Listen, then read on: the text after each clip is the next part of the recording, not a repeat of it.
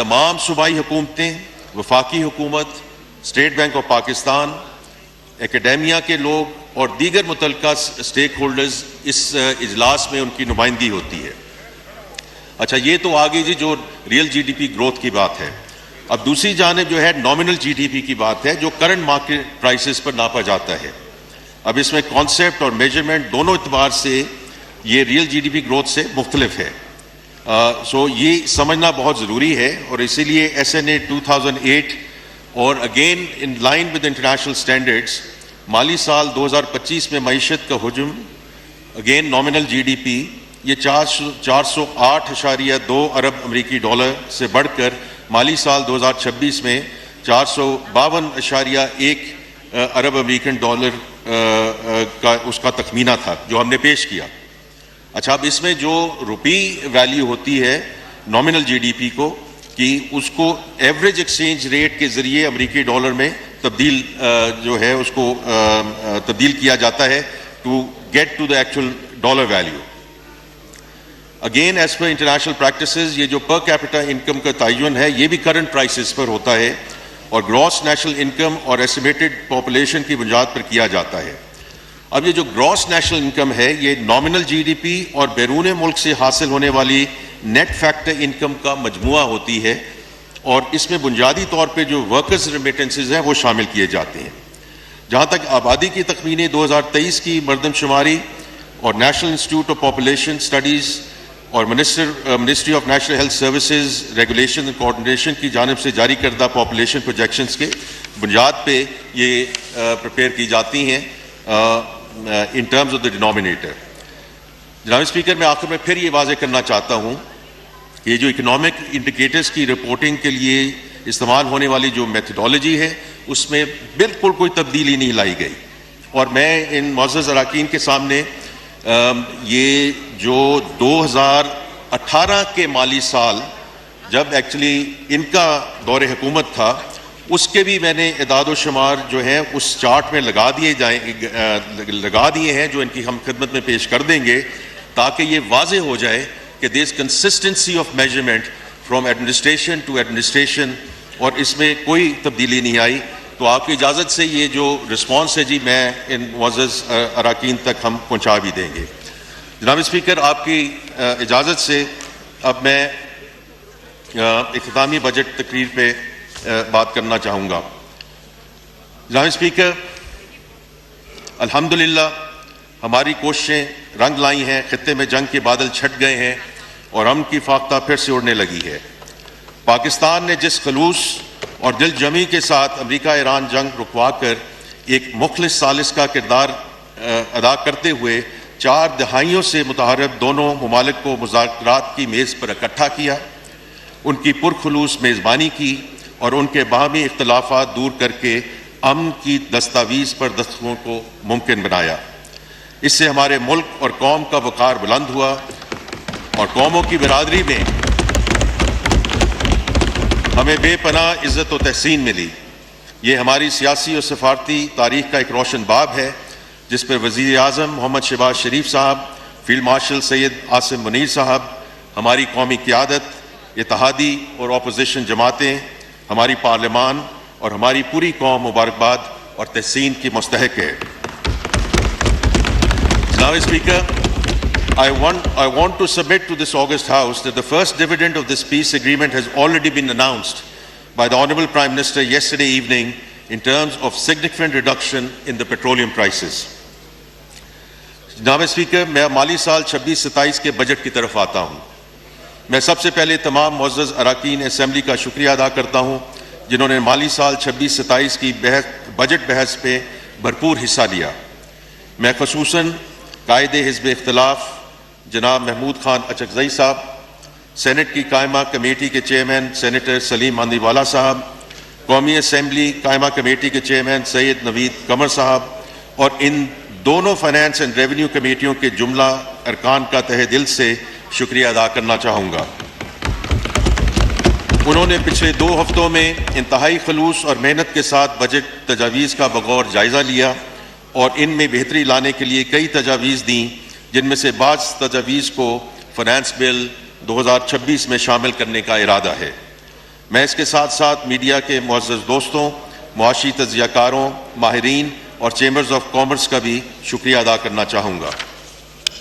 جناب اسپیکر، میں وزیر اعظم محمد شہباز شریف صاحب کی قیادت میں اتحادی حکومت میں شامل تمام سیاسی جماعتوں کے قائدین، خصوصاً جناب میاں محمد نواز شریف صاحب، جناب بلاول بھٹو زرداری صاحب، جناب خالد مقبول صدیقی صاحب، جناب چودھری شجاعت حسین صاحب، جناب عبدالعلیم خان صاحب اور جناب خالد حسین مکسی صاحب کا انتہائی شکر گزار ہوں۔ ان کی رہنمائی بجٹ ترتیب دینے کے لیے انتہائی اہم تھی۔ جناب اسپیکر، گزشتہ 2 ہفتوں میں بجٹ پر بحث کے دوران معزز اراکین پارلیمنٹ کی رائے سننے کو ملی۔ ان کی جانب سے بعض بجٹ اقدامات پر تحفظ کا بھی اظہار کیا گیا، لیکن ہمیں ایوان کے اندر اور ایوان سے باہر بڑی واضح فیڈ بیک ملی ہے کہ یہ مجموعی طور پر ایک مثبت اور پرو گروتھ بجٹ ہے which sets the foundation to accelerate the sustainable growth witnessed over the last 2 years. جناب اسپیکر، وزیر اعظم محمد شہباز شریف صاحب کی حکومت نے پچھلے بجٹ میں ہی اپنی ڈائریکشن آف ٹریول واضح کر دی تھی۔ گزرے سال میں ہم نے اس سمت میں کئی محاذوں پر پیش رفت کی ہے اور معاشی اشاریوں کو بہتر بنایا ہے۔ الحمدللہ آج ہماری صنعتوں کا پہیہ رواں دواں ہے۔ اس وقت لارج اسکیل مینوفیکچرنگ سیکٹر میں تقریباً 6.5% کی گروتھ ہے، جو کہ پچھلے 4 سال کی ریکارڈ سطح ہے۔ ہمارا ایکسٹرنل اکاؤنٹ بھی مستحکم ہے۔ پچھلے سال کی طرح اس مالی سال کے پہلے 11 مہینوں میں بھی ہمارا کرنٹ اکاؤنٹ سرپلس ہے۔ ہمارے بیرون ملک مقیم بہن بھائیوں نے پچھلے ماہ 4.25 ارب ڈالر کی ریکارڈ ترسیلات زر بھیجی۔ انشاءاللہ مجھے کبھی امید ہے کہ ہم اس سال 41 ارب ڈالرز ریمیٹنسز کا اپنا ہدف عبور کر لیں گے۔ ہماری ویلیو ایڈڈ ایکسپورٹس بالخصوص گارمنٹس، ہوم ٹیکسٹائل اور آئی ٹی سیکٹر کی برآمدات میں نمایاں اضافہ ہوا ہے۔ ہماری آئی ٹی ایکسپورٹس میں اس سال 20% اضافہ ہوا ہے اور total I T exports 4.5 Arab dollar سے زائد ہونے کی توقع ہے، جو کہ انشاءاللہ نیا ریکارڈ ہوگا۔ ہمارے نوجوان فری لانسرز نے بھی اس سال ایکسپورٹ ارننگز کا نیا ریکارڈ قائم کیا ہے اور اب تک 1.6 ارب ڈالر کی ریکارڈ ارننگز حاصل کر چکے ہیں۔ میں اپنی تقریر میں آگے چل کر بعض بجٹ اقدامات کا ذکر کروں گا جن سے ہمارے ایکسپورٹ لیڈ گروتھ کے ایجنڈا کو مزید تقویت ملے گی۔ جناب اسپیکر، ہماری حکومت اور اس بجٹ کا بنیادی ہدف ایکسپورٹ لیڈ گروتھ ہے، جو پائیدار اور انکلوسو ہو، جس سے پروڈکٹیوٹی میں اضافہ ہو اور روزگار کے مواقع پیدا ہوں۔ ہم اکثر یہ سنتے اور دیکھتے ہیں کہ ہمارے ہاں ڈاکومنٹڈ کارپوریٹ سیکٹر اور تنخواہ دار طبقے کو زیادہ ٹیکس کا بوجھ سہنا پڑتا ہے۔ حکومت نے اس بجٹ میں اس رجحان اور سوچ کو بدلا ہے اور برڈننگ کی بجائے براڈننگ اور ڈیپننگ پر فوکس کیا ہے۔ جناب اسپیکر، ہم نے اس تبدیلی کا آغاز پچھلے بجٹ میں کر دیا تھا اور اپنی سمت واضح کر دی تھی۔ اس بجٹ میں ہم نے اس حوالے سے اضافی اور ٹھوس اقدامات اٹھائے ہیں اور ایکوٹی اور فیئرنیس کے اصولوں کو مد نظر رکھتے ہوئے موجودہ ٹیکس گزاروں بالخصوص تنخواہ دار طبقہ، چھوٹے کاروباروں، صنعتوں، ایکسپورٹرز اور تعمیرات کے شعبوں پر ٹیکس کا بوجھ کم کیا ہے، جبکہ برآمدی شعبے اور زراعت کے لیے رعایتی قرضوں کی فراہمی کو یقینی بنایا گیا ہے۔ ٹیکس نیٹ کو وسعت دینے کے لیے ریٹیلرز کو ایک آسان اسکیم کے ذریعے نظام کا حصہ بنایا ہے اور کمپلائنس اور انفورسمنٹ کو مزید بہتر اور مؤثر بنانے کے لیے جامع اقدامات اٹھائے ہیں۔ جناب اسپیکر، ہم نے ٹیکس نظام میں بنیادی اصلاحات کی ہیں جن کا سلسلہ پچھلے 2 سال سے جاری ہے۔ ہم نے ٹیکس پالیسی کو ٹیکس ایڈمنسٹریشن سے الگ کیا ہے۔ ہم انہی اصلاحات کے تسلسل میں ایک نیا ٹیکس آپریٹنگ ماڈل متعارف کروا رہے ہیں، جس میں ٹیکس گزار اور ٹیکس افسر کے درمیان انٹریکشن ختم ہو جائے گا اور آڈٹ، تشخیص اور نفاذ کا تمام تر عمل ایک خودکار اور فیسلیس نظام کے تحت سر انجام پائے گا۔ ان اصلاحات کا سادہ اور واضح مقصد ڈیجیٹائزیشن اور AI کے استعمال کے ذریعے ثوابدیدی اختیارات، ڈسکریشنری پاس ختم کر کے ہراسمنٹ کے واقعات کا سدباب کرنے کے ساتھ ساتھ شفافیت اور ٹیکس قوانین کی تعمیل کو فروغ دینا ہے۔ جناب اسپیکر، بجٹ پر بحث کے دوران بعض معزز اراکین کی جانب سے FBR کی کارکردگی اور ٹیکس محصولات کے حصول پر بات کی گئی ہے۔ ہم تعمیری اور مثبت تنقید کا خیر مقدم کرتے ہیں، لیکن اس تنقید کو سیاق و سباق میں رکھنا ضروری ہے۔ میں معزز ایوان کے سامنے ایک کمپیریٹیو انالیسز رکھنا چاہتا ہوں۔ ہم نے دیکھا کہ 1988 سے لے کر 2011 تک، یعنی کہ 23 سالوں میں 14 ارب ڈالر کے اضافی محصولات جمع کیے گئے۔ اسی طرح اگلے 13 سالوں یعنی 2011 سے 2024 تک کے عرصہ میں بھی 14 ارب ڈالر کے اضافی محصولات جمع کیے گئے۔ اس کے مقابلے میں ہماری حکومت نے محض پچھلے 2 سال کی مختصر مدت میں 14 ارب ڈالر کے اضافی محصولات حاصل کر لیے ہیں۔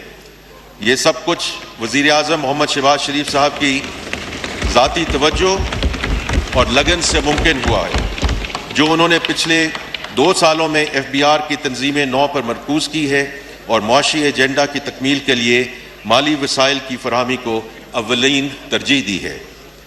جناب اسپیکر، اس بجٹ پر بحث کے دوران کئی معزز اراکین اسمبلی کی جانب سے زراعت کے شعبے پر گفتگو کی گئی۔ میں اس بحث کا خیر مقدم کرتا ہوں، کیونکہ زراعت ہماری معیشت کی ریڑھ کی ہڈی ہے۔ میں اس معزز ایوان پر یہ بات واضح کرنا چاہتا ہوں کہ حکومت نے زراعت اور کسانوں کے لیے خاطر خواہ ریلیف اور ترقیاتی پیکیجز کا اعلان کیا ہے۔ حکومت نے زرعی پیداوار بڑھانے اور چھوٹے کاشتکاروں کو قرضے دینے کے لیے زرخیزی اسکیم شروع کر دی ہے، جس کے تحت 300 ارب روپے کے بلا سود and even more importantly collateral فی قرضے فراہم کیے جا رہے ہیں، اور اس اسکیم سے 7.5 لاکھ چھوٹے کاشتکار مستفید ہوں گے۔ وزیر اعظم youth agriculture and business loan scheme کے تحت زرعی شعبے میں 109 ارب روپے سے زائد کے قرضے دیے جائیں گے، جس کی سبسڈی کے لیے اس بجٹ میں 9.5 ارب روپے مختص کیے گئے ہیں۔ کھاد کی قیمتیں کنٹرول میں رکھنے کے لیے 15.8 روپے کا پیکج دیا گیا ہے، جس میں یوریا کھاد پر 10 ارب روپے کی سبسڈی بھی شامل ہے۔ وفاقی حکومت نے ترقیاتی پروگرام کے تحت زراعت اور لائف سٹاک کے ترقیاتی منصوبوں کے لیے 4.2 ارب روپے مختص کیے ہیں۔ ان میں 2 جاری منصوبے اور 1 نیا منصوبہ شامل ہے۔ زراعت کو جدید بنانے کے لیے تقریباً 2 ارب روپے کا امپورٹ ڈیوٹی ریلیف دیا جا رہا ہے، جس کے تحت 175 ہارس پاور سے زائد کے ٹریکٹرز، مکئی کی کٹائی کے لیے مشینوں، کمبائن ہارویسٹرز، زرعی پمپس اور اسپیئر پارٹس پر ڈیوٹیاں مکمل طور پہ ختم کر دی گئی ہیں۔ کھیت اور فارم کو جدید خطوط پر استوار کرنے کے لیے مارک اپ سبسڈی اور رسک شیئرنگ اسکیم کی مد میں 5 ارب روپے مختص کیے گئے ہیں۔ فصلوں اور لائف سٹاک کی انشورنس اسکیم کے لیے 1.7 ارب روپے رکھے گئے ہیں۔ جناب اسپیکر، یہ میں خاص طور پہ ذکر کرنا چاہتا ہوں کہ ہم چین کے ساتھ زرعی تعاون کو وسعت دے رہے ہیں۔ وزیر اعظم محمد شہباز شریف صاحب کے انیشیٹو پر 1000 پاکستانی طلباء، زرعی ماہرین اور کسانوں کو چینی زرعی جامعات اور تحقیقی اداروں میں جدید مہارتوں سے آراستہ کیا جا رہا ہے۔ اب تک اس پروگرام کے تحت 885 طلباء، زرعی ماہرین اور کسان مستفید ہو چکے ہیں، اور اس کا مین مقصد یہ ہے کہ جو انہوں نے چین میں جدت لائے ہیں اور جو ان کی بیسٹ پریکٹسز ہیں، ان کو سکسیس ٹرانسفر کیا جائے انٹو دی ایگریکلچر سیکٹر ان پاکستان۔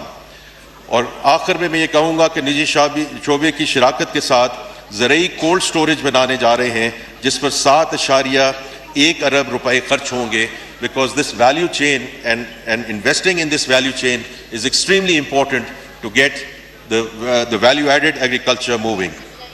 جناب اسپیکر، حکومت کی بھرپور توجہ ہے کہ معاشی ایجنڈا کو مزید آگے بڑھانے کے لیے ایسے سیکٹرز پر توجہ مرکوز کی جائے جن پر معیشت کے کئی ذیلی شعبوں کا انحصار ہے۔ تعمیرات اور ہاؤسنگ کا شعبہ پوری معیشت کے لیے اکنامک ملٹی پلائر کی حیثیت رکھتا ہے۔ اس شعبے کو متحرک کرنے، سرمایہ کاری کی حوصلہ افزائی کرنے اور روزگار کے نئی مواقع پیدا کے لیے ہم نے بجٹ میں ہاؤسنگ اینڈ کنسٹرکشن شعبے پر عائد ٹیکسوں کو معقول اور متوازن بنایا ہے، اور سبسڈائز لو کاسٹ ہاؤسنگ فراہم کرنے کے لیے وزیر اعظم اپنا گھر پروگرام کا آغاز کر دیا ہے۔ جناب اسپیکر، میں نے معزز ایوان کے سامنے بجٹ کی ترجیحات رکھ دی ہیں۔ میں یہاں پاکستان کے عوام کو خراج تحسین پیش کرنا چاہوں گا جنہوں نے معاشی استحکام کے سفر میں ہمارا بھرپور ساتھ دیا۔ ہماری حکومت کا وعدہ تھا کہ ہمیں جیسے ہی وسائل دستیاب ہوں گے ہم ان وسائل سے ریلیف پرووائڈ کریں گے۔ وزیر اعظم محمد شہباز شریف صاحب کی حکومت نے اپنے اس وعدہ کی پاسداری کرتے ہوئے بجٹ میں ٹھوس اقدامات اٹھائے ہیں۔ ہم نے تنخواہ دار طبقے کو ٹیکس کی مد میں خاطر خواہ ریلیف دیا ہے۔ حکومت نے سرکاری ملازمین کی تنخواہوں، پینشنرز کی پینشن اور کم سے کم ماہانہ اجرت میں بھی اضافہ کیا ہے۔ یہ میں خاص طور پہ ذکر کرنا چاہتا ہوں کیونکہ پارٹ آف دس از کہ جو ریمونریشن کا ہے اور دوسرا ہے اس کا جو فیسیلیٹیشن ہے۔ تو فیسیلیٹیشن سائٹ پہ حکومت نے ریٹائرڈ سرکاری ملازمین کی ماہانہ پینشن کے حصول میں آسانی پیدا کرنے کے لیے پروف آف لائف سرٹیفکیٹ کو انتہائی آسان اور جدید خطوط پر استوار کیا ہے۔ آپ جانتے ہیں کہ عمر رسیدہ پینشنرز کے فنگر پرنٹس وقت کے ساتھ مدھم پڑ جاتے ہیں اور انہیں بائیو میٹرک ویریفیکیشن میں پریشانی کا سامنا کرنا پڑتا ہے۔ ہم نے اس مسائل کے حل کے لیے فیشل ریکگنیشن کا نظام متعارف کروا دیا ہے۔ اب پینشنرز گھر بیٹھے پاک آئی ڈی ایپ کا استعمال کرتے ہوئے اپنی proof of life identity verification کر سکتے ہیں۔ ہم نے خواتین کی صحت کے لیے ضروری اشیاء کنٹراسیپٹیوز پر ٹیکس کا خاتمہ کیا ہے اور جان بچانے والی ادویات پر ٹیکس میں کمی کی ہے۔ جناب اسپیکر، میں یہ بھی ذکر کرنا چاہتا ہوں کہ حکومت نے اعلیٰ تعلیم کے معیار کو برقرار رکھنے کے لیے ٹینیور ٹریک سسٹم کے تحت یونیورسٹی اساتذہ جن میں پروفیسرز، ایسوسیٹ پروفیسرز اور اسسٹنٹ پروفیسرز شامل ہیں ان کی تنخواہوں کو ریگولر گریڈز کے مقابلے میں 35% زیادہ کرنے کا فیصلہ کیا ہے۔ جناب اسپیکر، سینٹ کی قائمہ کمیٹی برائے خزانہ و محصولات نے ہمیں اپنی قیمتی تجاویز سے نوازا، جس کے بارے میں آج یہاں ایوان میں اس پہ بحث بھی ہوئی۔ ان کی کئی تجاویز یا تو اس فائنانس ایکٹ کا حصہ بن رہی ہیں یا ہمیں مستقبل کی ٹیکس پالیسی کے بارے میں رہنمائی فراہم کر رہی ہیں۔ اسی طرح قومی اسمبلی کی قائمہ کمیٹی برائے خزانہ و محصولات میں زیر بحث آنے والی تجاویز بھی فائنانس بل میں شمولیت کے لیے زیر غور ہیں۔ میں اس معزز فورم پر ان دونوں کمیٹیوں کی اس قومی خدمت پر تہہ دل سے شکریہ ادا کرنا چاہتا ہوں۔ جناب اسپیکر، میں اپنی تقریر کے اختتام سے پہلے آپ کا اسپیکر قومی اسمبلی کا شکریہ ادا کرنا چاہوں گا، جنہوں نے اپنی ذاتی دلچسپی سے کفایت شعاری کی مثال قائم کرتے ہوئے 5 ارب روپے کی خطیر رقم کی بچت کی ہے۔ میں سینٹ چیئرمین کا بھی شکریہ ادا کرتا ہوں کہ انہوں نے بھی کفایت شعاری کا مظاہرہ کرتے ہوئے 1 ارب روپے کی رقم کی بچت کی ہے۔ یہ پارلیمنٹ کی طرف سے آسٹیریٹی ڈرائیو کی مد میں ایک بہت پازیٹیو کنٹریبیوشن ہے جسے سراہا جانا چاہیے۔ جناب اسپیکر، میں آخر میں ایک مرتبہ پھر وزیر اعظم، نائب وزیر اعظم، کابینہ کے ساتھیوں، بالخصوص وزیر مملکت برائے خزانہ and minister of parliamentary affairs, قومی اسمبلی اور سینٹ کی قائمہ کمیٹی برائے خزانہ و محصولات کے اراکین اور تمام اراکین اسمبلی اور سینٹ کا تہہ دل سے شکر گزار ہوں جن کی جامع اور پرخلوص رہنمائی سے بجٹ کو بہتر بنانے میں مدد ملی۔ میں سیکرٹری خزانہ، chairman F B R, D G tax policy office اور ان کے رفقا کا تہہ دل سے مشکور ہوں جنہوں نے بجٹ ترتیب دینے اور بجٹ تجاویز کا بغور جائزہ لینے میں اہم کردار ادا کیا ہے۔ میں ایک مرتبہ پھر دہرانا چاہوں گا کہ ہماری معاشی اور اقتصادی بحالی میں قومی اتفاق رائے بہت اہمیت کا حامل ہے۔ میں تمام سٹیک ہولڈر سے گزارش کروں گا کہ وہ معیشت کی مزید ترقی کے لیے ہر ممکن تعاون جاری رکھیں تاکہ ہم پاکستان کو ایک تابناک مستقبل دے سکیں۔ جناب اسپیکر، میں اپنی تقریر کا اختتام مرحوم احمد ندیم قاسبی صاحب کے چند دعائیہ اشعار پر کرنا چاہتا ہوں۔ خدا کرے کہ میری ارض پاک پر اترے وہ فصل گل جسے اندیشہ زوال نہ ہو، یہاں جو سبزہ اگے وہ ہمیشہ سبز رہے اور ایسا سبز کہ جس کی کوئی مثال نہ ہو۔ خدا کرے نہ خم ہو سر وقار وطن اور اس کے حسن کو تشویش ماہ و سال نہ ہو۔ خدا کرے کہ میری ارض پاک پر اترے وہ فصل گل جسے اندیشہ زوال نہ ہو۔ پاکستان زندہ باد.